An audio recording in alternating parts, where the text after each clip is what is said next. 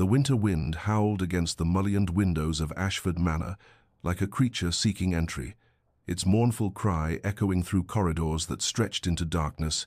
and in the Duchess's chamber, a room of cream silk and gilded mirrors that reflected candlelight in trembling pools of gold. Lady Celeste Blackwood sat perfectly still upon the edge of an enormous four-poster bed, in her wedding gown, a cascade of ivory satin and Belgian lace that pooled around her like sea foam, delicate and somehow tragic in its beauty. The fire in the hearth had burned low, casting long shadows that danced across walls, hung with ancestral portraits whose painted eyes seemed to watch her with something between pity and accusation. She had been waiting for 3 hours. Her lady's maid had departed after the second hour, dismissed with a gentle word and a smile that Celeste had forced past the tightening in her throat,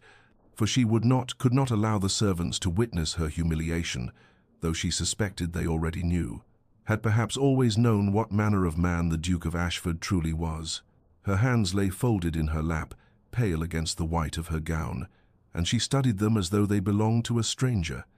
These hands that had signed the marriage contract that morning, that had accepted his ring, that had trembled when he'd kissed them with lips as cold as marble, during the ceremony in the chapel, where 200 guests had witnessed her become the Duchess of Ashford. He had been beautiful in his severity, tall and dark-haired, with eyes the color of winter storms, a face carved in aristocratic lines that revealed nothing, gave nothing, promised nothing. She had expected formality. Arranged marriages among the nobility were contracts of property and bloodlines, not affection, and she had steeled herself for a union built on duty rather than devotion. But she had not expected cruelty. She had not expected abandonment. The note lay beside her on the counterpane, crisp vellum bearing his family crest, and a single line written in slashing black script.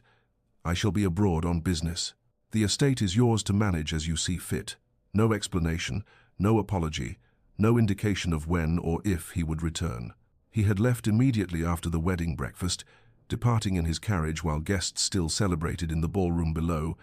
and she had discovered his absence only when she'd been brought to this chamber and told that his Grace had urgent matters requiring his immediate attention. Celeste felt something crack inside her chest, a fissure opening in the careful composure she had maintained throughout her life as the daughter of an earl, raised to be gracious and dignified, and above all things, restrained. She would not cry. She would not give him that power over her, though her eyes burned with the effort of holding back tears and her throat ached with swallowed grief.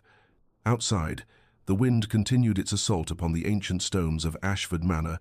and somewhere in the vast emptiness of the house, a clock struck midnight, each chime falling like a hammer blow against her heart, marking the end of her wedding day and the beginning of a loneliness she had never imagined possible. Weeks passed in the sprawling emptiness of Ashford Manor, each day a careful performance of dignity enacted before servants who moved through the corridors with pitying eyes and hushed voices that fell silent whenever she appeared, and Celeste discovered that loneliness in a house filled with people was perhaps the cruelest form of solitude. She rose each morning at precisely 7 o'clock, dressed in the elegant gowns befitting a Duchess silk mourning, dresses in shades of dove grey and pale blue that seemed to echo her melancholy, and took her breakfast alone in the vast dining room, where the table could seat 30 but held only her single place setting at one end, a small island of china and silver in an ocean of polished mahogany. She walked the grounds when weather permitted, her footsteps echoing through formal gardens, where winter roses bloomed in defiant beauty, their petals pale against thorned stems, and she found herself drawn to the wilder edges of the estate, where overgrown paths led to abandoned follies and forgotten grottos, places that matched the desolation in her heart. The estate itself was magnificent in its melancholy, a sprawling Gothic revival manor set among ancient oaks and rolling parkland, its grey stone facade adorned with gargoyles and intricate carvings that seemed to judge all who passed beneath them, and she spent hours in the portrait gallery studying the faces of Ashford ancestors, searching for some clue to her husband's nature in the stern countenances of his forebears. She tried to understand his cruelty, turned it over in her mind like a puzzle she might solve if only she examined it from the correct angle. Though no answer came, only the echo of that single devastating note and the memory of his cold eyes that had looked through her rather than at her during their wedding ceremony. She had expected an arranged marriage to be loveless, had prepared herself for formality and distance and the sort of polite partnership her own parents had maintained. But she had not anticipated this absolute rejection, this complete negation of her existence, as though he had married a ghost rather than a woman. Her pride would not allow her to return to her family's estate, to arrive at her father's door like a defeated child seeking comfort, for what could she tell them that would not increase their shame? That the Duke of Ashford, one of England's most powerful peers, had found her so lacking that he could not bear even a single night in her presence. The servants whispered, of course, though they attempted discretion, and she caught fragments of speculation in darkened hallways that His Grace had a mistress abroad, and that the marriage had been made under duress, that there was some dark secret in the Ashford bloodline that prevented normal marital relations, and each whispered theory cut like glass. Though she maintained her composure, smiled graciously, issued household instructions with calm authority, played the role of duchess while feeling like an impostor in borrowed clothes. At night, alone in her chamber, she sometimes stood before the window overlooking the moonlit grounds and wondered what she had done to deserve this peculiar punishment, this marriage that was somehow worse than no marriage at all, and the estate stretched before her like a beautiful prison, its melancholic grandeur a mirror to the desolation blooming inside her chest. 6 weeks after her abandonment, Celeste forced herself to attend Lady Pemberton's spring assembly, arriving at the grand London townhouse in a gown of pale lavender silk that made her feel like a wraith drifting through rooms filled with laughter and music, and the glittering social world that suddenly seemed foreign after her isolation at Ashford Manor, and she endured the pitying glances and hushed whispers with her head held high, smiling graciously even as she felt herself fracturing beneath the weight of so many curious eyes. She stood near the refreshment table, a glass of champagne untouched in her hand, preparing to make her excuses and retreat to the safety of her empty estate, when a voice beside her said with genuine warmth, "Your Grace, I must confess that lavender suits you far better than the rather severe painting of you I saw in the portrait gallery at Ashford, though I suppose no artist could truly capture the particular shade of resilience in your eyes." She turned to find Lord Nathaniel Hartley bowing over her hand, his touch gentle and brief, his manner so unlike the cold formality she had come to associate with aristocratic men that she felt something inside her chest shift unexpectedly, like ice beginning to thaw. He was handsome in an approachable way, with warm brown eyes that held actual kindness rather than calculation, auburn hair that fell in slightly disheveled waves, suggesting he cared more for substance than appearance, and a smile that reached his eyes when he looked at her, as though she were a person rather than a title or a piece in society's elaborate chess game. "You knew my husband well enough to visit Ashford's portrait gallery?" she asked carefully, aware that Lord Hartley was known throughout London as the Duke's greatest rival in matters of politics and business, and their families locked in a generations-old competition that everyone whispered about but no one fully understood.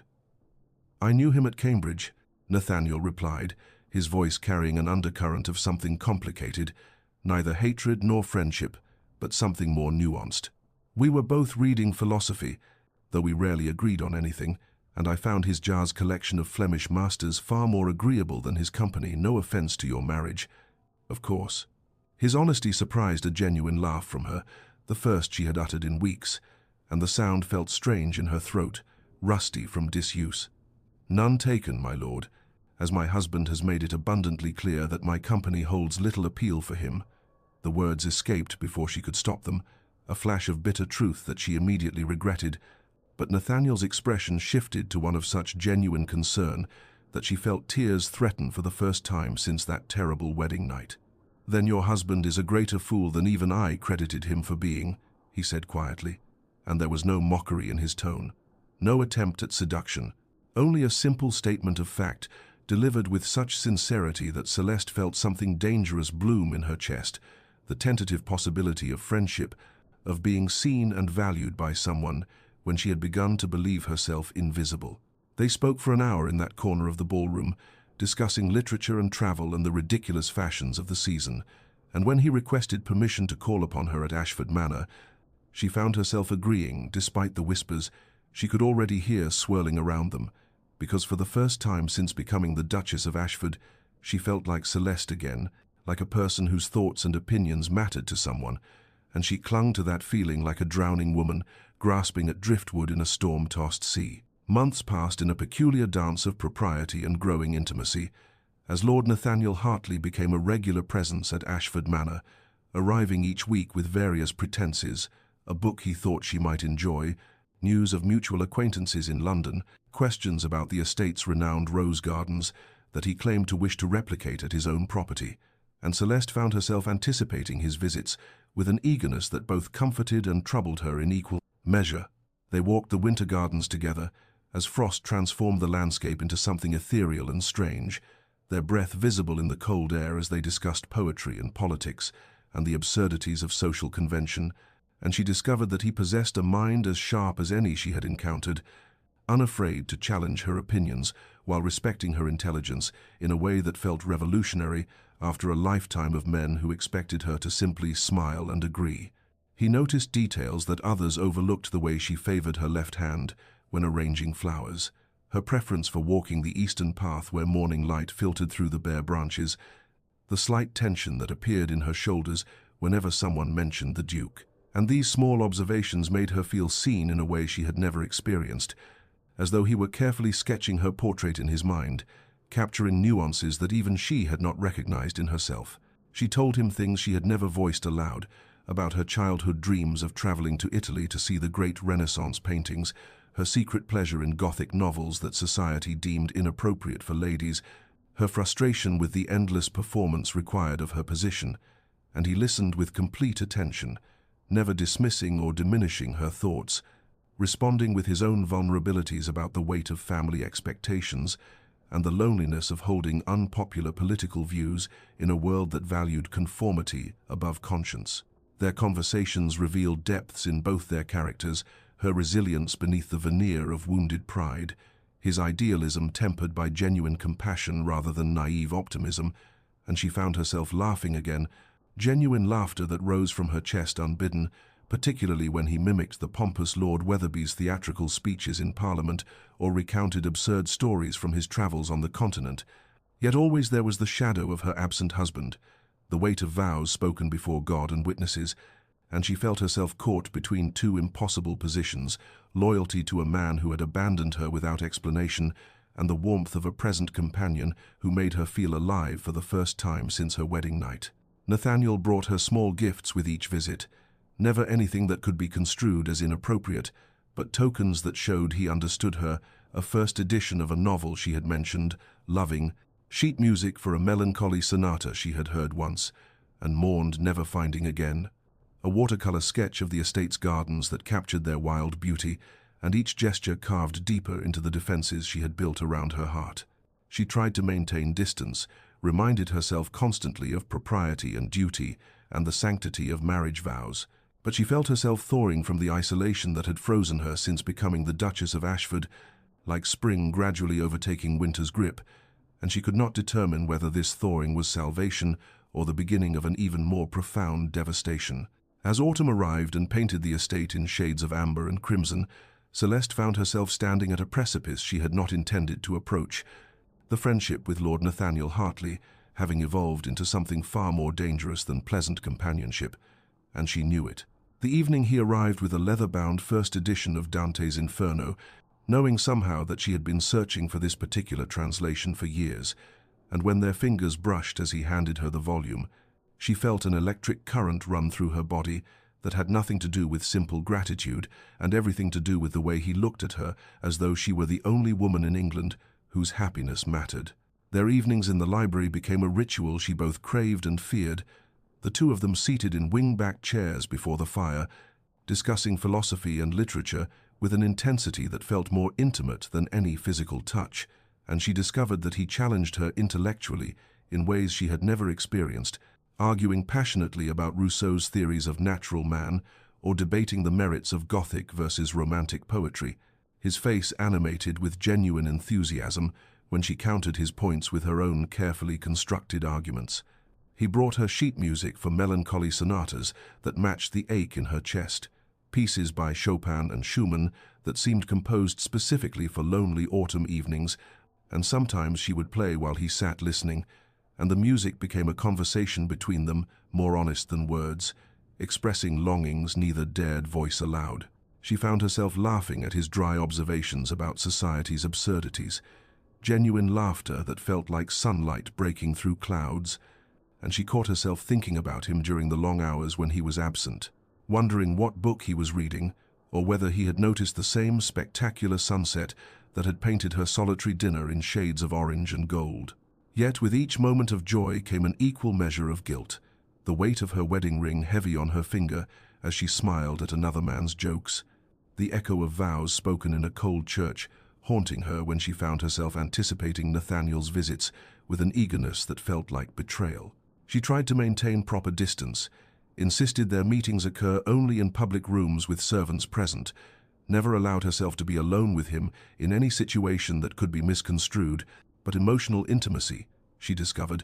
required no physical proximity to feel like infidelity, and she was building with him something her absent husband had never attempted to create. Her internal struggle became a constant companion,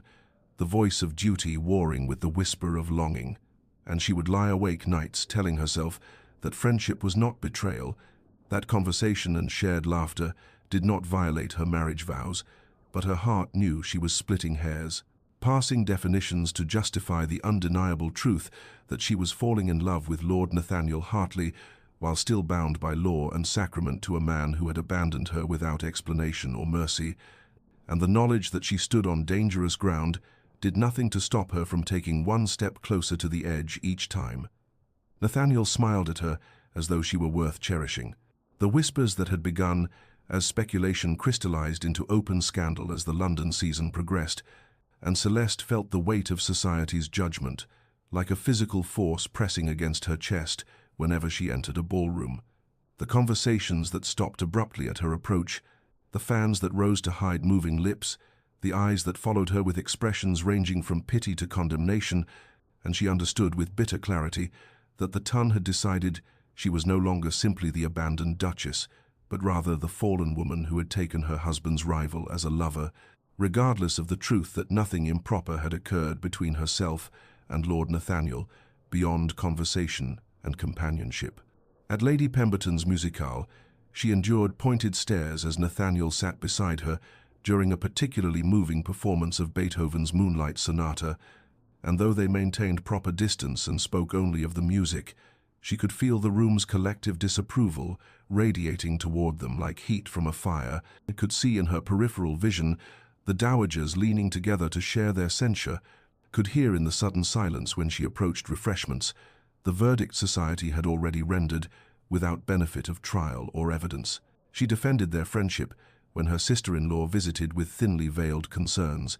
insisting with perhaps too much vehemence that Lord Hartley was merely a kind acquaintance who had shown her courtesy during her husband's absence, that nothing untoward had transpired, that she remained faithful to her marriage vows despite the Duke's abandonment. But even as she spoke the words, she questioned whether emotional infidelity was not its own form of betrayal, whether the fact that she dreamed of Nathaniel's smile and longed for his company and felt her heart lift at the sound of his voice in the entrance hall did not constitute a violation of the promises she had made before God. The strain of maintaining appearances while her internal world crumbled became exhausting. Each social engagement, a performance that required her to hold her head high while drowning in shame and confusion, to smile graciously while her reputation disintegrated around her, to pretend indifference to whispers that grew louder with each passing week. The confrontation came at the Duchess of Marlborough's ball, when Lady Thornbury, a woman known for her cutting tongue and delight in others' misfortunes, approached Celeste in the retiring room, where she had sought momentary refuge from the stares and speculation, and with a smile that held no warmth whatsoever, said in a voice loud enough for the other women present to hear, "How remarkable that you managed to appear in public at all, Your Grace, given the circumstances of your domestic situation, or should I say, your situation with Lord Hartley, since your husband seems to have quite disappeared from the narrative."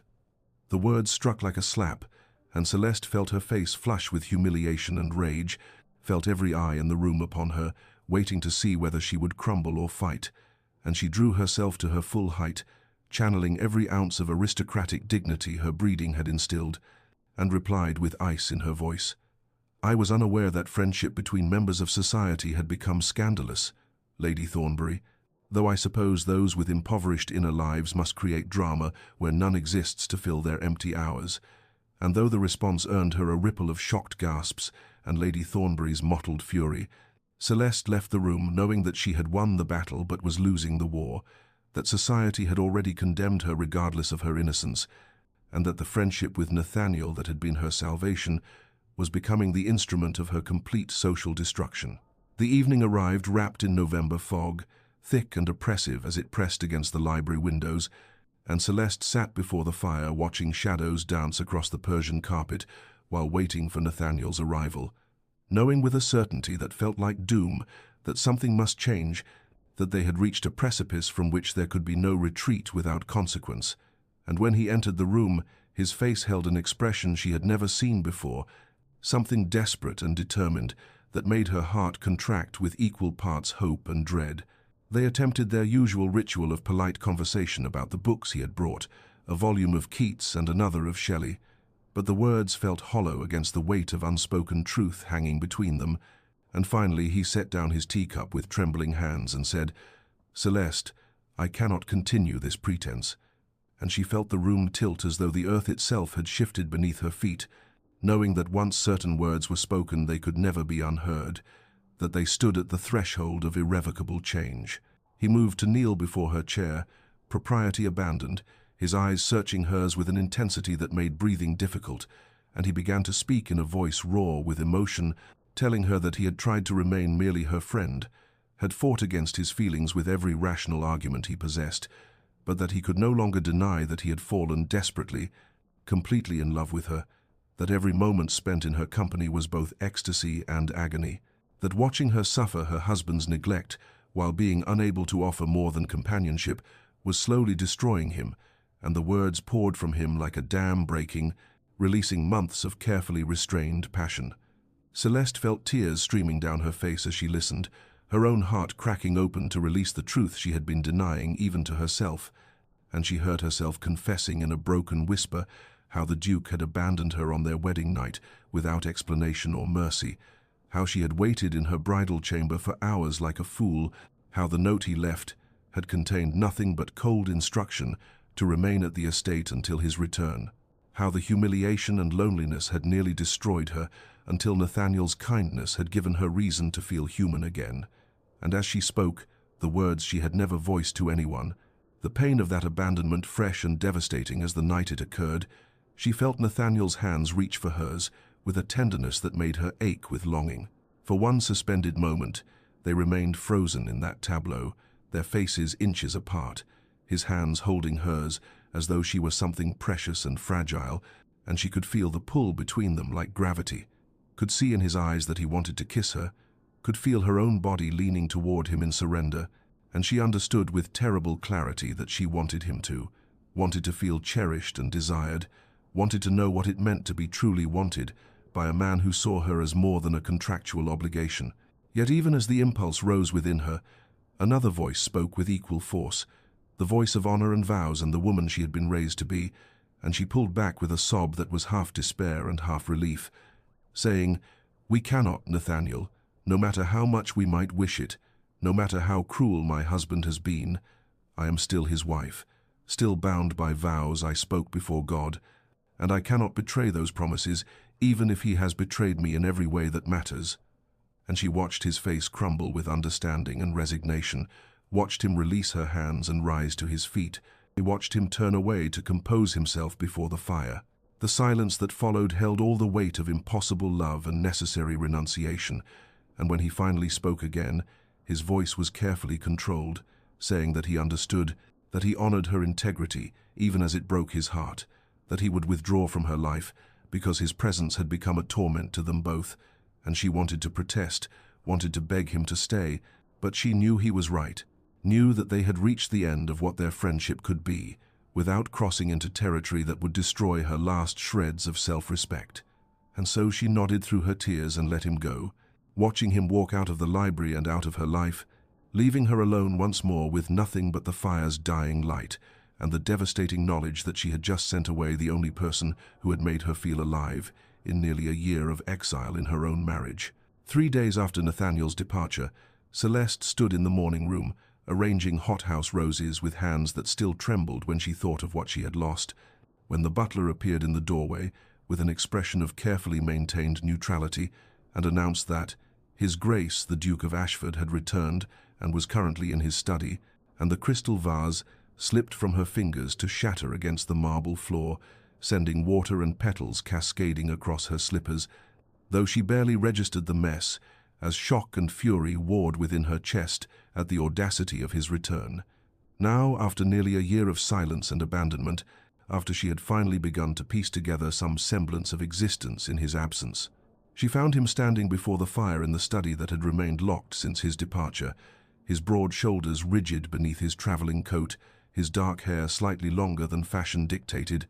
and when he turned to face her, his expression held none of the cold indifference she remembered from their wedding day, but rather something that looked almost like anguish, before his features shuttered into aristocratic neutrality, and he offered a slight bow that seemed to mock the intimacy that should have existed between husband and wife. Their initial exchange consisted of brittle pleasantries that barely concealed the chasm between them, his inquiries about her health and the estate's management answered with icy politeness that gave no hint of the devastation his absence had wrought, and she observed with bitter satisfaction the tension that crept into his jaw when she mentioned that Lord Hartley had been kind enough to provide company during the long months of her isolation, watched something dark and dangerous flash in his eyes at the casual mention of his rival's name. The dinner that evening proved excruciating beyond measure, for the Duke had insisted that Lord Hartley be invited, as he had apparently called earlier that day, unaware of the Duke's return, and Celeste found herself seated between the two men in the cavernous dining room, where every clink of silver against china seemed to echo like thunder, where the Duke's cold gaze moved between her and Nathaniel with an assessment that felt like accusation, where Nathaniel's careful courtesy toward her seemed suddenly weighted with meaning under her husband's scrutiny. She watched the Duke observe how Nathaniel knew without asking that she preferred wine to ratafia, how he referenced conversations they had shared about poetry and philosophy, how his smile toward her held a warmth and familiarity that spoke of intimacy, even if their friendship had remained technically proper, and she could see her husband's fingers tightening around his wine glass until she feared the crystal might shatter, could see the muscle jumping in his jaw as he maintained rigid civility while clearly cataloguing every gesture and glance that passed between his wife and the man who had been her sole comfort during his absence. Celeste felt caught in a vice of impossible emotions, rage at her husband for abandoning her and then returning with what appeared to be jealous outrage, guilt over the depth of feeling she had developed for Nathaniel, even though nothing improper had occurred, and a strange, unbidden awareness of her husband as a man rather than merely the cold stranger who had left her alone on their wedding night, and she understood with sinking certainty that everything was about to become infinitely more complicated than the simple loneliness she had learned to survive. The confrontation came the morning after that terrible dinner, when Lord Hartley had barely departed and the household still thrummed with uncomfortable tension, and the Duke summoned Celeste to his study with all the imperious authority of a man who had never questioned his right to command. Though she entered the room with her spine rigid and her chin lifted in defiance, determined not to be cowed by the husband who had forfeited any claim to her obedience through his abandonment. He stood before the windows overlooking the frost-covered gardens, his silhouette dark against the pale morning light, and when he turned to face her, his expression held such cold fury that she felt her breath catch despite her resolve to remain unmoved, and he spoke in a voice like ice shattering, demanding to know the nature of her relationship with Lord Hartley, whether she had made him a cuckolded fool, whether the servant's whispers he had already heard were founded in truth or mere speculation, and each word struck like a physical blow, even as rage began to build within her chest at his audacity. She felt something break inside her then, the careful control she had maintained for nearly a year, fracturing under the weight of injustice too great to be borne in silence, and she heard herself speaking in a voice that shook with fury and pain, telling him that he had abandoned her on their wedding night without explanation or mercy, that he had left her alone in a strange house among strange servants, while society whispered about the unwanted bride, that Lord Hartley had been the only person to show her basic human kindness in the endless months of isolation he had imposed upon her, and she watched his face change as she spoke, watched something like shock replace the accusatory anger, but she could not stop the words that had been dammed up for too long. She told him that while her friendship with Nathaniel had been improper only in the eyes of those determined to see scandal, it was also the sole thing that had kept her from complete despair, that she had done nothing to be ashamed of, though God knew she had been tempted, that if he sought to cast blame for any impropriety, he might look first to his own cruelty in abandoning a bride who had come to him innocent and hopeful, despite the arrangement that had forced their union, and she saw him flinch as though she had struck him, saw his hands clench at his sides as he struggled with some internal battle she could not comprehend. The Duke's response came in a voice stripped of its earlier coldness, replaced by something raw and almost anguished, and he said that he had not abandoned her out of cruelty, but rather out of a terrible misunderstanding, that he had believed on their wedding day that she was in love with another man, that he had seen her weeping before the ceremony, and heard her whisper to her companion about loving someone she could never have, that he had thought himself shackled to a woman who would despise him forever for preventing her happiness, and that he had left to spare them both the agony of living together under such circumstances, and Celeste stared at him in dawning horror as she realized he spoke of her childhood friend Margaret, to whom she had been confiding her fears about the arranged marriage itself, not about any lost love. The silence that descended upon them held the weight of wasted months and mutual suffering born from assumptions never questioned, and Celeste felt tears streaming down her face as she recognized the tragic absurdity of their situation, how they had both been wounded by pride and miscommunication, how easily everything might have been different if either had possessed the courage to speak plainly, and she saw her own anguish reflected in her husband's eyes as he too understood what they had lost, though the chasm between them felt too wide to bridge, the damage too deep to heal through simple explanation. Into this terrible moment of revelation came a knock at the door, and Lord Hartley entered with a dignity that seemed to fill the room, and he spoke directly to the Duke, saying that he had come to make clear that the Duchess had behaved with nothing but complete propriety throughout their acquaintance, that if anyone's honor had been compromised, it was his own for allowing his feelings to grow beyond what friendship should permit, that he was removing himself from their lives permanently so that they might have opportunity to build the marriage they should have had from the beginning. And with a final bow to Celeste that held both farewell and blessing, he departed, leaving husband and wife alone with the wreckage of their misunderstandings and no clear path toward reconciliation. The days following Nathaniel's departure passed in a haze of careful politeness between Celeste and her husband, each circling the other like wounded animals, uncertain whether to flee or attack, and she found herself retreating to the library, where she had spent so many companionable hours with Nathaniel, seeking solace among the leather-bound volumes that had witnessed her brief happiness, when she discovered tucked between the pages of a poetry collection a sealed letter addressed to her in an unfamiliar hand, and upon opening it she found a brief note from the Duke's confidant, Mr. Pemberton, asking her to meet him in the estate's winter garden that afternoon regarding matters of utmost importance concerning her husband's conduct. She went with trepidation, tightening her chest, uncertain what new revelation could possibly make their situation more complicated, and found the elderly gentleman waiting beneath the bare branches of an oak tree, his weathered face creased with concern and something that looked almost like relief at her appearance, and he began without preamble to speak of things he said he had been sworn to secrecy about, but could no longer keep silent, for he had watched two good people destroy themselves through tragic misunderstanding,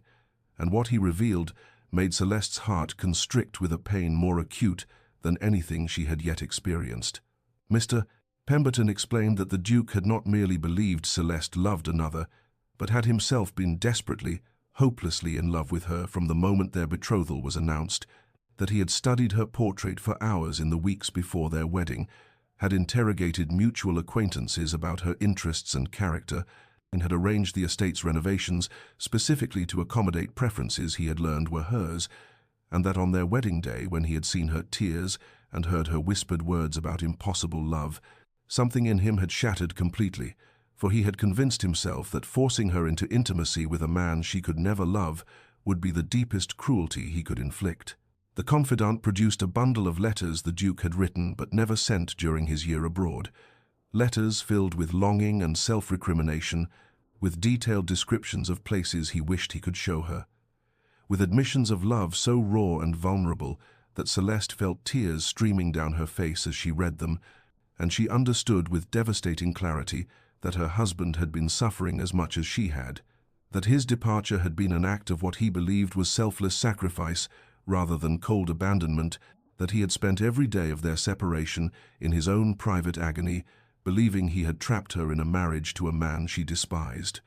Mr. Pemberton explained that the Duke had returned only because he could no longer bear the separation, despite believing she would never welcome his presence,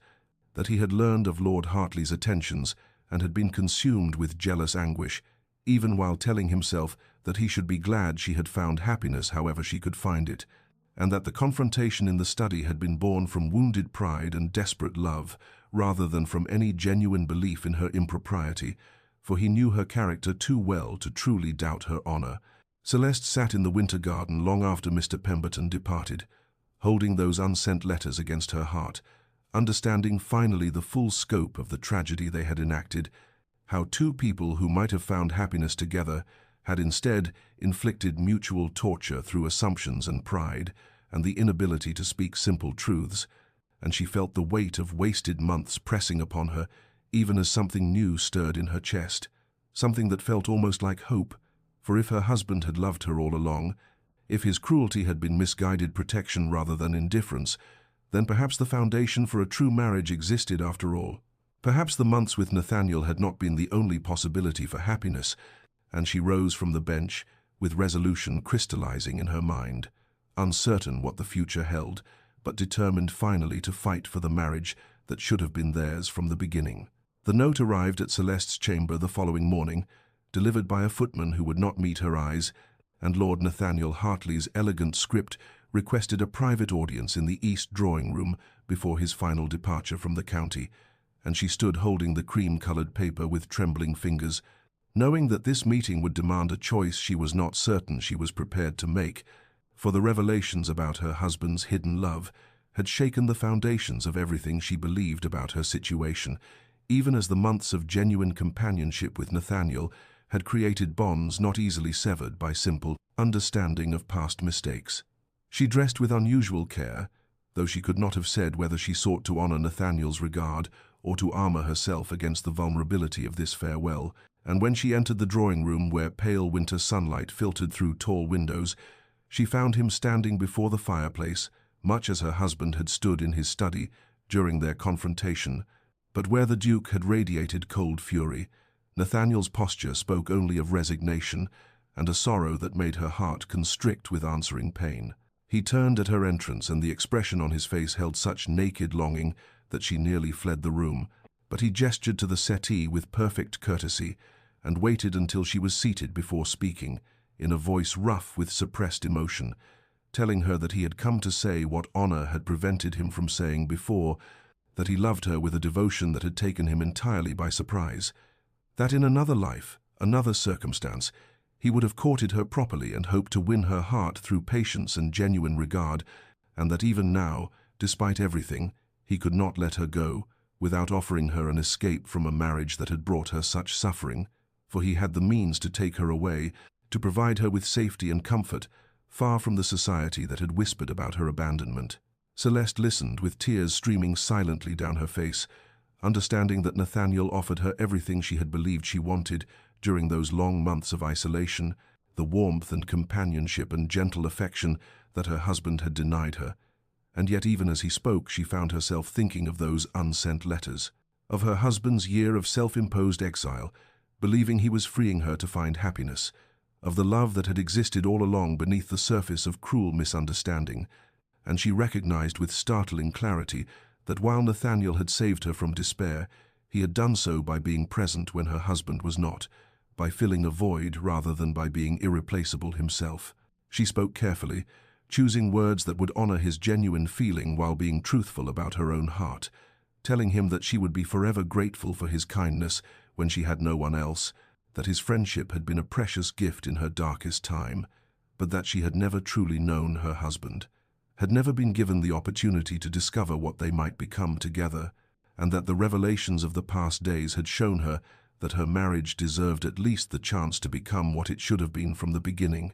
even if that chance led ultimately to more heartbreak. She saw the pain in Nathaniel's eyes even as he nodded with understanding, and he crossed the room to take her hand in his, pressing a final kiss to her fingers with a tenderness that made her weep openly, and he told her that he hoped the Duke would prove worthy of the choice she was making, that she deserved every happiness, and that he would carry the memory of their friendship as a treasure, even as he released any claim to more. And then he was gone, leaving her alone in the drawing room with her decision made, and her future uncertain but entirely in her own hands. The first dinner they shared after Nathaniel's departure stretched across an eternity of awkward silences, punctuated by the clink of silver against china, and Celeste sat at one end of the mahogany table that could seat 30, while her husband occupied the other end. The vast expanse between them, a physical manifestation of the chasm in their understanding, and she watched him covertly as he struggled to find words that seemed to stick in his throat, his jaw working with tension, as he began some observation about the weather, only to trail off into silence when she offered nothing but a brief acknowledgement. And she recognized her own culpability in the stilted exchange, even as her wounded pride and lingering hurt made warmth impossible. For knowing that he had loved her from afar did not erase the months of abandonment, did not unmake the humiliation of being left alone on her wedding night, did not heal the damage wrought by his inability to speak simple truths. He attempted conversation again the following evening, asking about her preferences for the spring gardens, and this time she forced herself to answer with more than monosyllables, describing the roses her mother had grown at Blackwood Manor, and she saw something flicker in his eyes that might have been hope or pain or both,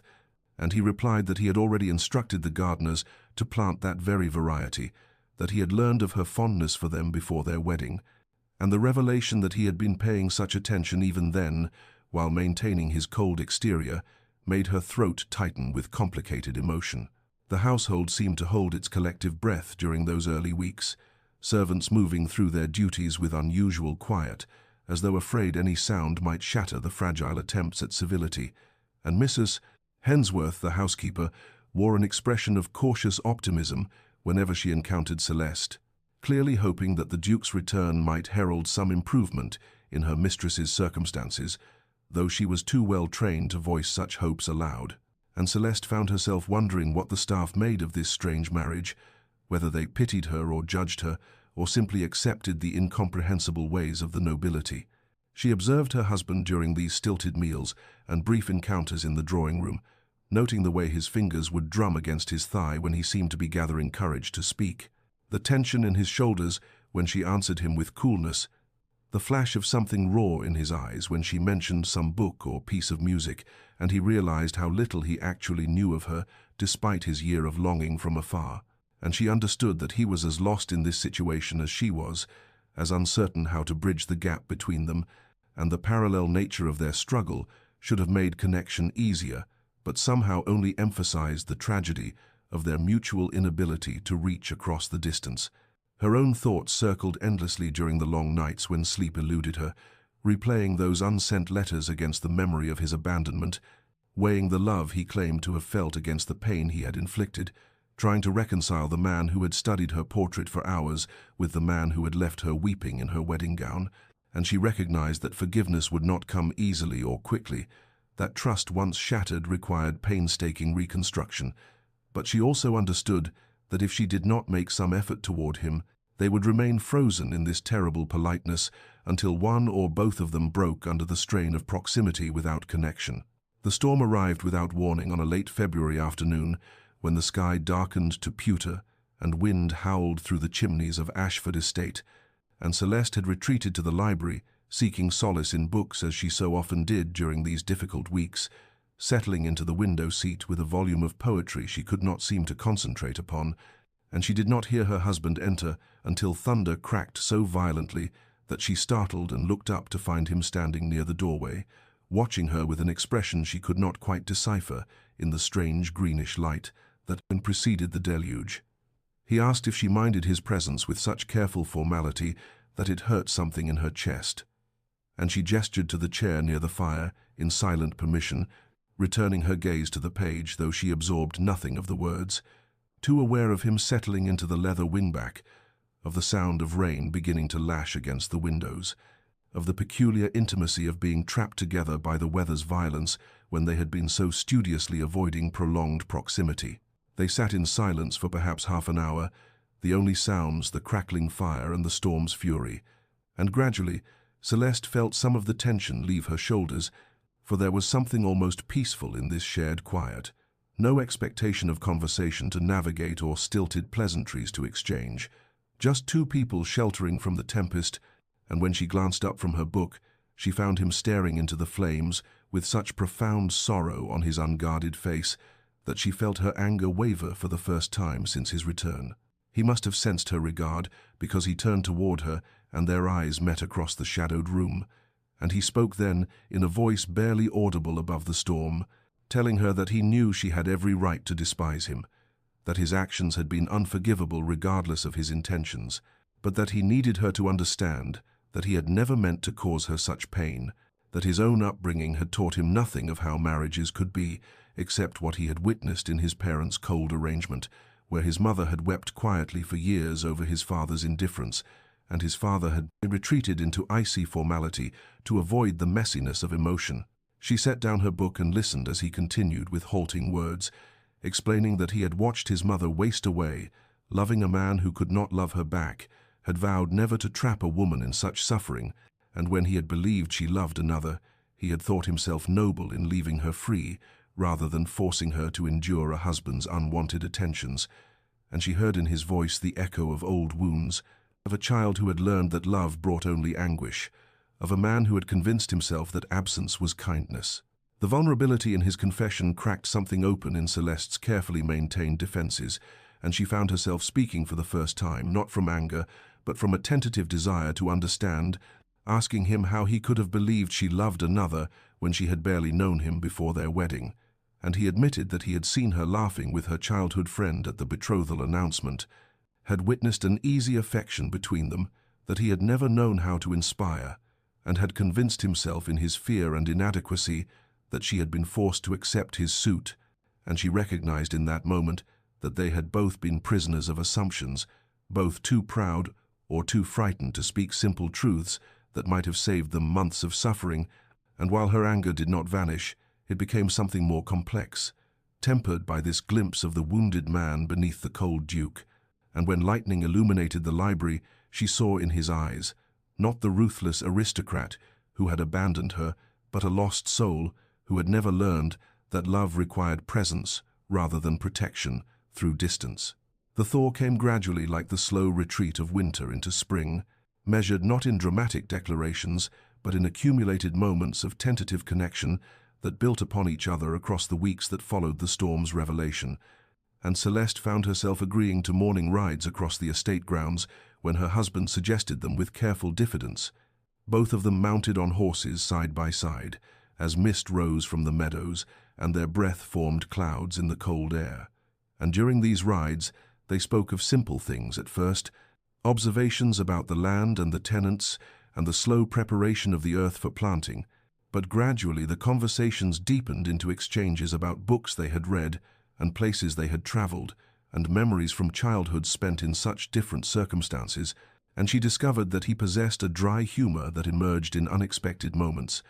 a wry observation about the pretensions of society, or a self-deprecating comment about his own inadequacies that made her lips curve despite her lingering wariness. He began joining her for breakfast, a meal she had long taken alone in the morning room, and she noticed how he observed what she preferred, how jam appeared that matched her favorite flavors, and tea was prepared exactly to her taste without her needing to request it, small considerations that might have seemed trivial to others, but which she recognized as evidence of attention and care. His way of learning her through action when words still came with such difficulty, and she found herself softening incrementally with each thoughtful gesture, each sign that he was trying to know her not as the portrait he had studied or the idea he had constructed, but as the actual woman who sat across from him. Their evening meals lost some of their terrible tension as March arrived with its uncertain weather, alternating between winter's last gasps and spring's tentative promises, and Celeste began to share observations about her day without prompting,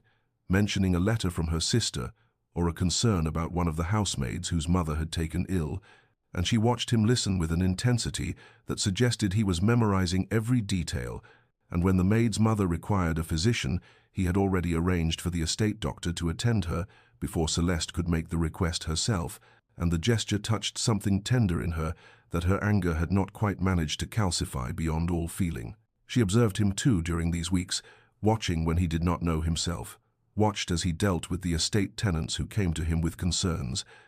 and she saw a patience and genuine care in his interactions that contradicted everything she had believed about his character, and saw him listen to a farmer's troubles about a sick cow with the same attention he might give to matters of far greater financial import, saw him adjust a rent when a family had suffered misfortune, and she began to understand that the cold duke who had abandoned her was only one facet of a far more complex man,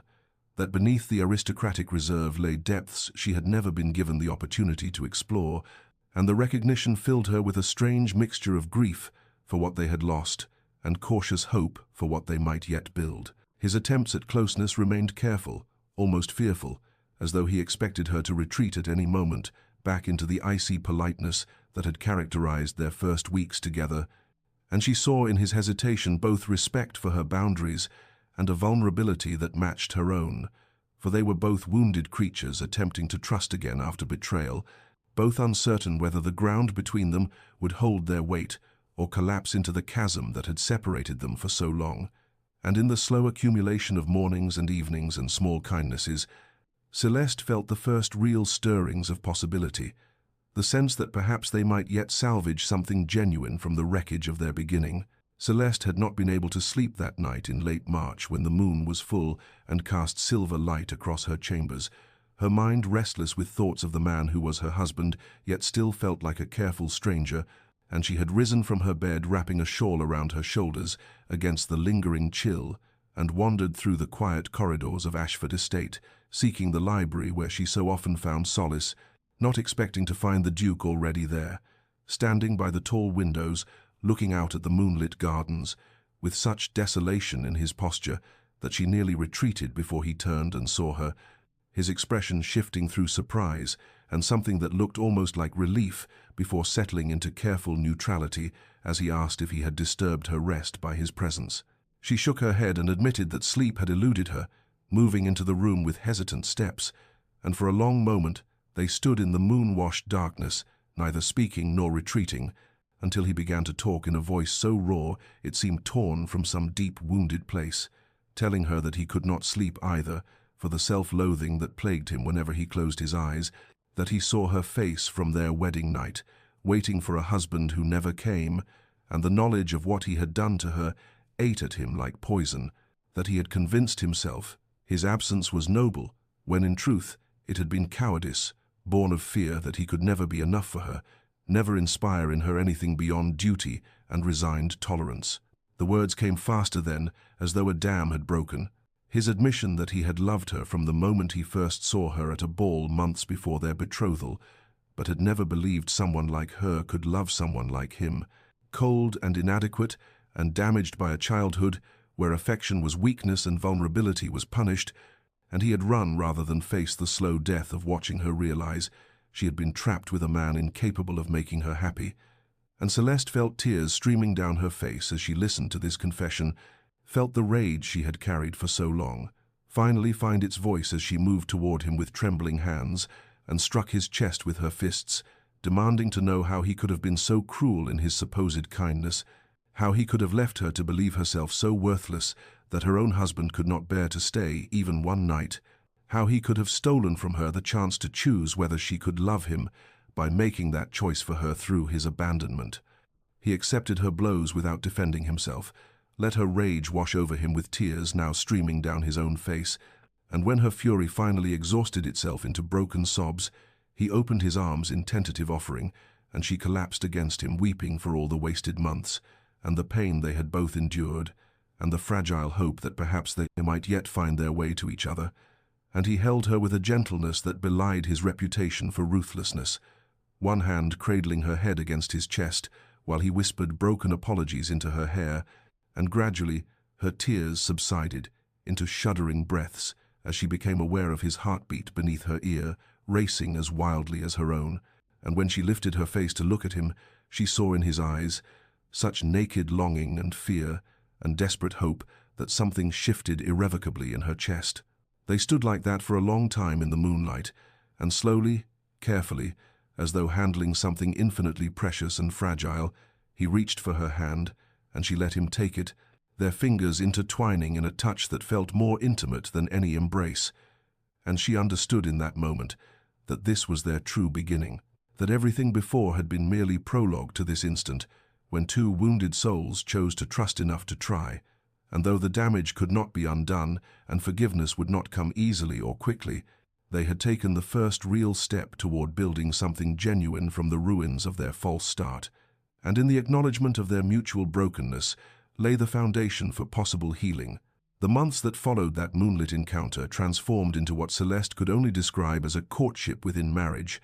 an intentional discovery of each other that should perhaps have preceded their vows, but which now felt all the more precious for being chosen rather than assumed. And as April blossomed into May with its explosion of flowers across the estate gardens, they began to build something genuine from the foundation of their shared vulnerability, finding in each other depths and compatibilities that might have remained forever hidden had they not been forced through such darkness to reach this light. She discovered that he loved music as she did, and that he would sit in the music room while she played pianoforte with an expression of such transported peace that it moved something tender in her chest. And one evening, he surprised her by joining her at the instrument and playing a duet with unexpected skill, their hands dancing across the keys in harmony, while their eyes met and held,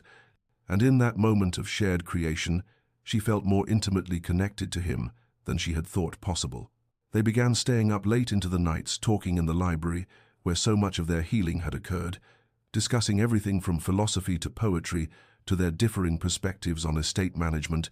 and she found that his mind was sharp and thoughtful in ways she had never been given opportunity to appreciate, that he listened to her opinions with genuine interest and sometimes altered his own views based on her reasoning, treating her as an intellectual equal rather than merely an ornamental wife.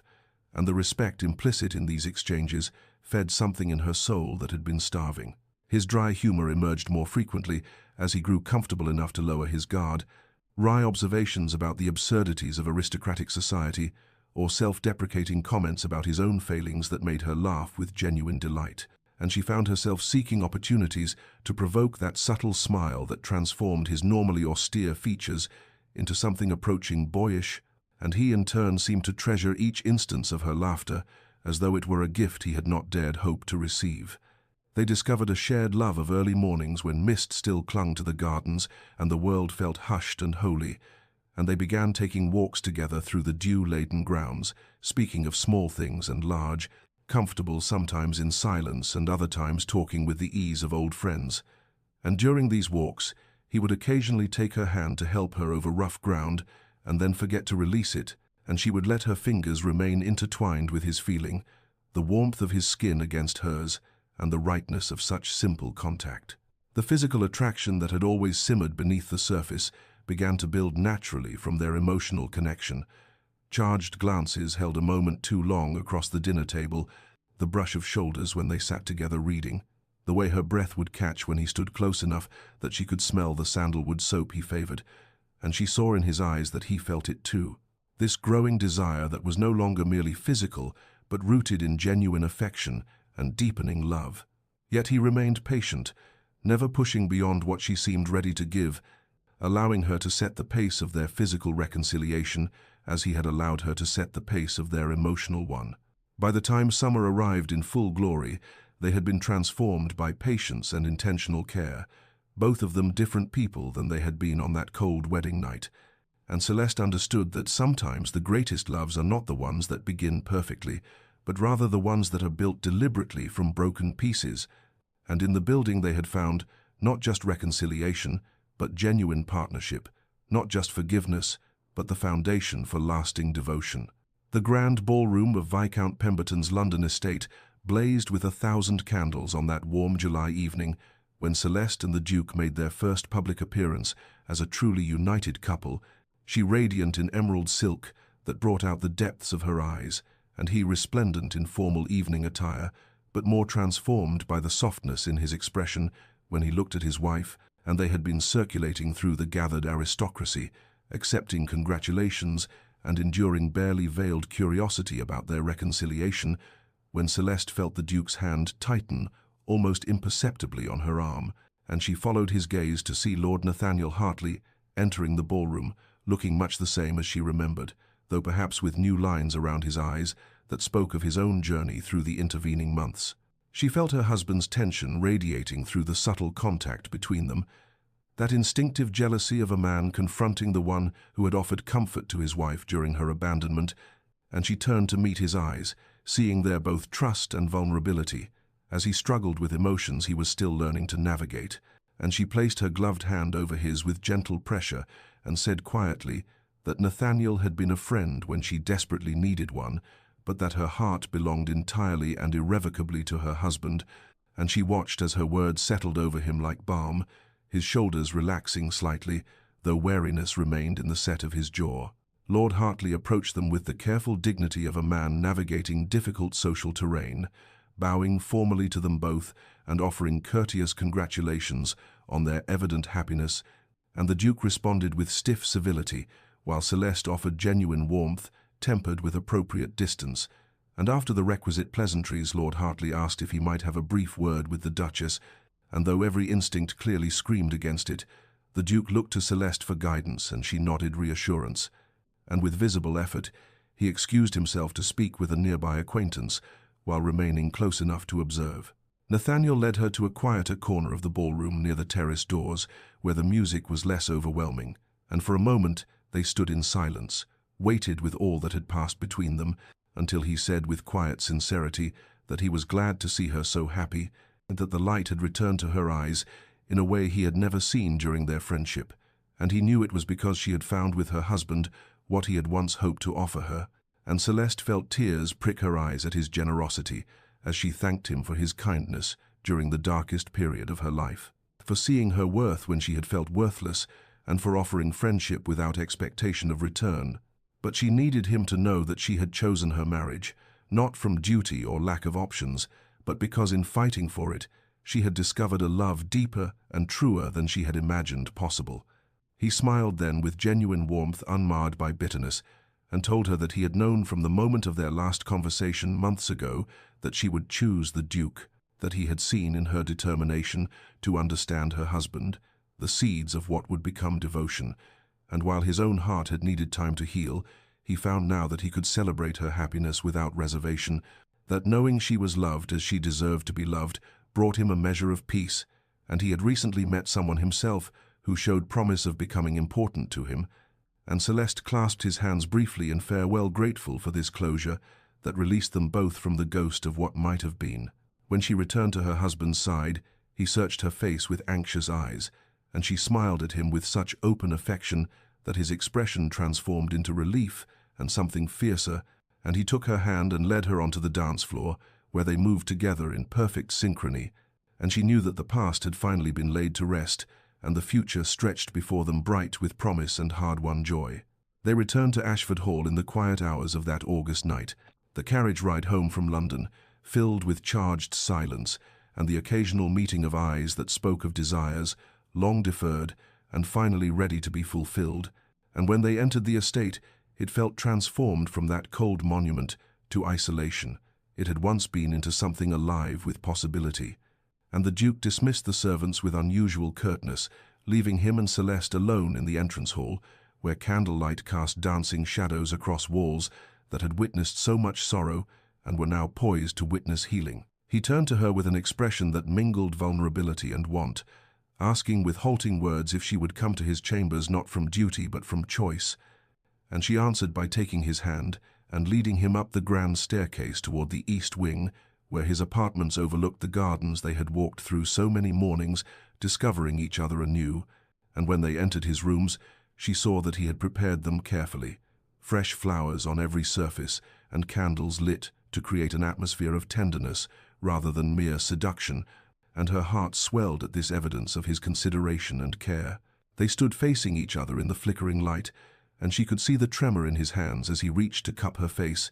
asking permission with his eyes before every touch, as though she were something precious and fragile that might shatter if handled carelessly. And she leaned into his palm, feeling the warmth of his skin against her cheek, and whispered that she trusted him completely, that she wanted this union not from obligation, but from genuine desire and love, hard-won through their journey, from darkness. And at her words, something in him seemed to break free, and he kissed her with a tenderness that made tears spring to her eyes, because it was so different from what she might have expected, that first terrible night, so full of reverence and restrained passion, that spoke of his determination to treasure rather than simply take. She responded with equal fervor, her hands finding the planes of his chest and feeling his heart racing beneath her palms,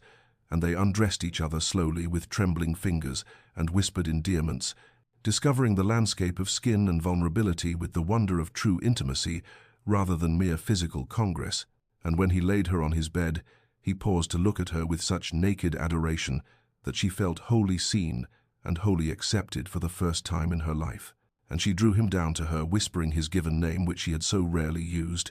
and their coming together was a meditation on healing and connection, every touch and kiss an act of love rather than conquest, every shared breath a prayer of gratitude for second chances and hard-won understanding. Afterward, they lay entwined in the darkness, speaking in hushed tones about everything and nothing, and he told her that he loved her with a depth that terrified him in its intensity, that she had become the axis around which his entire world revolved, and she confessed that she had fallen in love with the man he truly was beneath the defensive walls he had built, from years of believing himself unworthy of genuine affection, and they both wept tears of joy and release, knowing that they had finally consummated not just their marriage, but the profound partnership they had built from the ashes of their disastrous beginning. And as dawn began to paint the sky with rose and gold, they made love again, with the easy intimacy of those who know themselves truly joined in body and soul and spirit, the transformation from abandonment to devotion finally complete in every way that mattered. 5 years had transformed Ashford Hall from that echoing monument to sorrow into something alive with joy and warmth. The spring afternoon, golden with sunshine that poured through windows thrown open to admit the scent of blooming roses and the sound of children's laughter from the gardens below. And Celeste stood at the nursery window, watching her 3 children at play in the maze, where she and their father had once walked in awkward silence, learning to trust each other.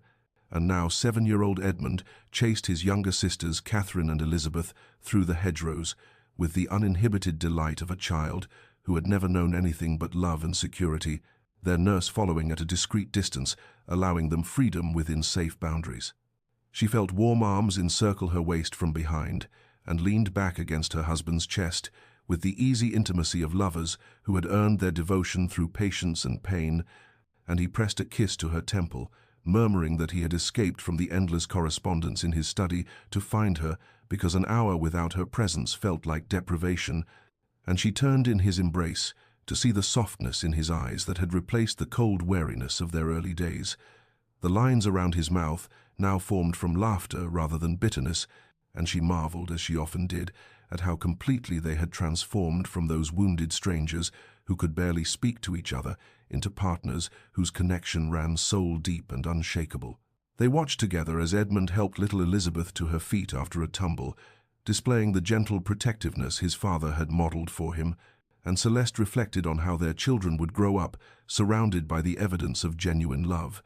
never doubting that their parents treasured each other and them, never experiencing the cold formality that had poisoned her husband's own childhood and nearly destroyed their marriage before it could truly begin. And she felt his hand move to rest on her slightly rounded belly, where their 4th child grew, and he said with wonder in his voice that he still could not believe the richness of the life they had built from such devastating beginnings, that he woke some mornings afraid it was all a dream, and he would find himself back in that self-imposed exile, having never had the courage to return and fight for her. She assured him, as she had countless times, that this was real, that they were real, that every day of their marriage now was a testament to the power of choosing love over fear and pride, and they had proven that even the most broken beginning could be transformed through vulnerability and forgiveness and the courage to try again. And she kissed him with the easy affection of a woman wholly secure in her husband's devotion, and together they descended to the gardens to join their children, and the sound of the Duke's deep laughter mingling with Celeste's lighter tones, and the delighted shrieks of their offspring echoed through the halls that had once known only silence and sorrow, and Ashford Hall stood warm in the afternoon sun, a living monument to redemption and the triumph of love over abandonment. Every room filled now with the evidence that darkness need not be permanent, and that patience and understanding could heal even the deepest of wounds. And as Celeste watched her husband swing their daughters into the air, while Edmund clung to his leg demanding attention, she knew with absolute certainty that their journey from that terrible wedding night to this moment of complete happiness had been worth every tear and every moment of doubt, because they had built something true and lasting from the ashes of their mistakes. That evening, after the children had been settled into their beds with kisses and whispered stories, Celeste and the Duke walked together through the gardens, where so much of their healing had taken place, the late spring air fragrant with jasmine and roses that climbed the ancient stone walls, and they paused at the bench where they had once sat in painful silence during those early days of tentative reconciliation, and now they sat again, but their bodies curved naturally together in the easy intimacy of lovers, who had earned every moment of their happiness through patience and courage. And he took her hand in his and pressed a kiss to her knuckles, saying that he still marveled at how completely their story had transformed from that terrible beginning into this profound joy, and she leaned her head against his shoulder, reflecting that their journey had taught her that beginnings, no matter how devastating, need not determine endings. If people chose vulnerability over pride and forgiveness over bitterness, and they sat in comfortable silence, watching the stars emerge in the darkening sky, knowing that they had built something true and lasting from the wreckage of their mistakes. Dear listener, perhaps you have known the pain of abandonment or the devastation of dreams shattered before they could properly form. Perhaps you have stood in the ruins of what should have been beautiful and wondered if healing was even possible. And this story of the Duke and Duchess of Ashford stands as testament that darkness is not permanent, and that patience, coupled with the courage to be vulnerable, can transform even the deepest wounds into unexpected wholeness, for they proved that love is not found in perfect beginnings, but rather in the choice to keep trying when every instinct screams to protect oneself and retreat. And their transformation from wounded strangers who could barely speak to devoted partners, whose connection ran soul-deep, teaches us that we must not judge a relationship by its starting point, but rather by what two people choose to build when given the chance. And sometimes the greatest love stories are not those that begin with passion and ease, but those that are forged in the fires of misunderstanding and pain, and emerge stronger for having survived the testing. May you find the courage to be vulnerable, even when fear whispers that walls are safer than openness. May you discover that patience is not passive acceptance, but rather active choice to believe in possibility, even when evidence suggests otherwise. May you learn, as Celeste and her Duke learned, that genuine intimacy requires the terrifying courage to be truly seen with all your flaws and wounds and fears laid bare. And may you know that no beginning is so dark that it cannot be transformed by two hearts willing to choose love over pride and understanding over judgment. And in your own relationships, whether just beginning or long established, may you remember that connection is built not in grand gestures, but in accumulated small moments of kindness and consideration, and the daily choice to see and treasure the person before you. And may you rest tonight in the peace of knowing that redemption is always possible, and that love earned through struggle is love that endures. If this story touched your heart, consider sharing it with someone who needs to hear that broken beginnings can become beautiful endings, and may you sleep well, knowing that tomorrow offers another chance to choose vulnerability and courage and love.